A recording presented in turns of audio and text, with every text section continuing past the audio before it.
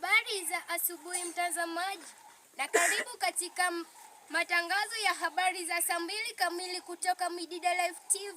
Hii siku ya Ijumaa tarehe 17 mwezi wa 7 mwaka 2026. Tukiwa tumekuletea taarifa muhimu kutoka ndani na nje ya eneo letu. Matumaini yetu utapata kuhabarishwa na kufahamishwa kwa kina. Leo tunakuletea taarifa kuu kuhusu masuala ya kijamii, elimu, michezo na usalama yanayoguza maisha ya kila mmoja wetu. Ungana na mimi Lydia Ambula nikiwafahamisha yaliyojiri kwa siku hii ya Ijumaa. Matumaini ya wikendi njema. Karibu katika vidokezo vya habari zetu. Mtihani wa mwisho wa muhula. Mazishi ya chifu mstaafu John Ojwang. Ukosefu wa mvua eneo mbalimbali. Habari ya michezo. Karibu kwa habari kamili.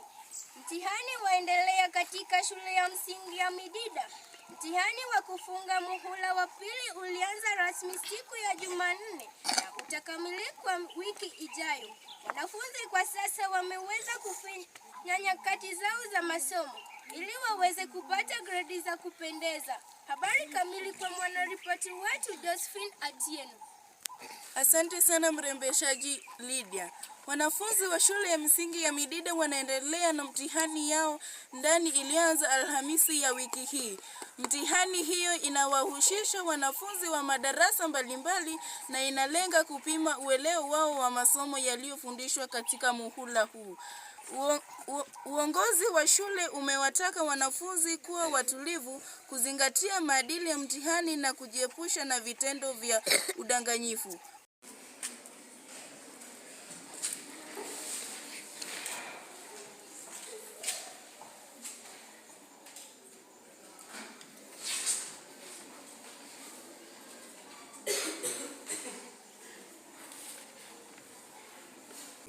Walimu wanaendelea kuwahimiza wanafunzi kufanya juhudi zao binafsi ili kupata matokeo mazuri.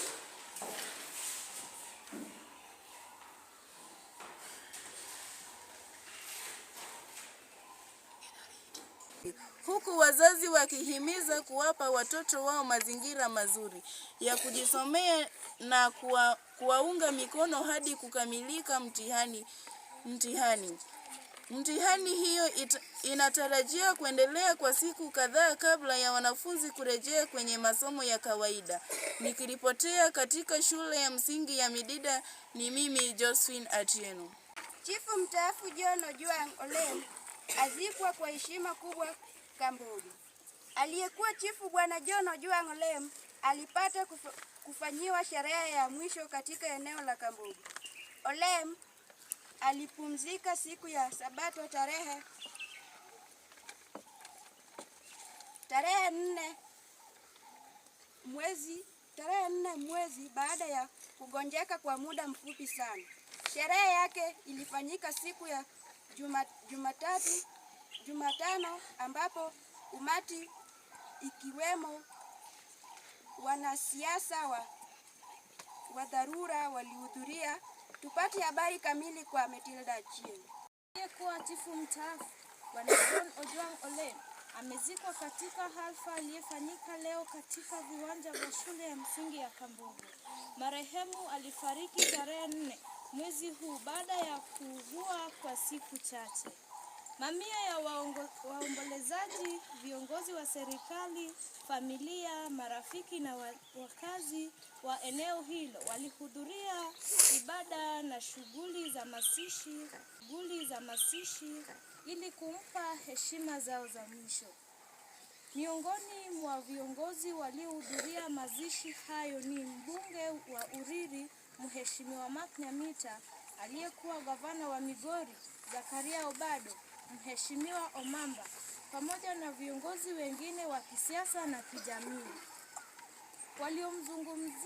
Waliomzungumzia marehemu walimsifu kwa uongozi wake uliotukuka, uadilifu na kujitolea kwa muhula kwa wananchi. Walisema Olem atakumbukwa kwa kufanya kazi kwa bidii, kusimamia haki na kuwaletea wananchi maendeleo katika eneo lake. Nikiripotea katika uwanja wa Kambogo, ni mimi Matilda Achia. Ukosefu wa mvua wazua hofu miongoni mwa wakulima.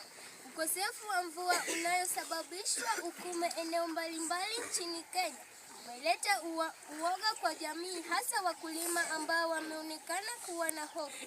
Wakulima wameshindwa kupima hali ya anga kwa ukame unaoendelea si ya kawaida kwao. Umeonyesha uongo na kusema huenda watakosa chakula cha kutosha mvua isiponyesha hivi karibuni. Mengi tunapata kwa mwanaripota wetu Shelley. Endelea katika maeneo mbalimbali umeanza kuleta hofu kubwa miongoni mwa wakulima. Hali ya ukame imeendelea kwa muda na wengi wanasema matumaini yao kupata mavuno mazuri yanazidi kupungua kutokana na mazao kukosa unyevu wa kutosha. Baadhi ya wakulima wameeleza kuwa mashamba yao yanaendelea kukauka, huku wengine wakihirisha kupanda mazao kwa kusubiria mvua. Pia wafugaji wameanza kuhangaika kutafuta malisho na maji kwa mifugo yao kutokana na kuongezeka kwa hali ya ukame. Wakazi wamezitaka mamlaka husika kuendelea kutoa ushauri kwa wakulima na kuimarisha mikakati ya kukabiliana na adhira ya ukame. Wengi wanaendelea kuwa na matumaini kubwa mvua itanyesha hivi karibuni ili kuokoa mazao yaliyopo mashambani na kurejesha matumaini ya misimu mazuri wa kilimo. Nikiripotia katika Midida Live TV, ni mimi ripota wenu Shelley. Mchezo ya kombe la dunia sasa umefika fainali kati ya timu ya Hispania na timu ya Argentina. Hizi timu mbili zimefika fainali baada ya kuonyesha uwezo na ujuzi wao katika micho ya nusu fainali uliochezwa siku ya Jumatano na Alhamisi. Habari ya kina ni kwa mwanaripoti wetu Scovia. Michuano ya kombe ya dunia inaendelea nchini Marekani ingekuwa hatua ya fainali baada ya kukamilika kwa mechi za nusu fainali. Katika mchezo ya kwanza, timu ya Uhispania ilipika na ushindi wa bao 2 dhidi ya Ufaransa na hivyo kujihakikisha nafasi ya kucheza fainali. Ushindi huo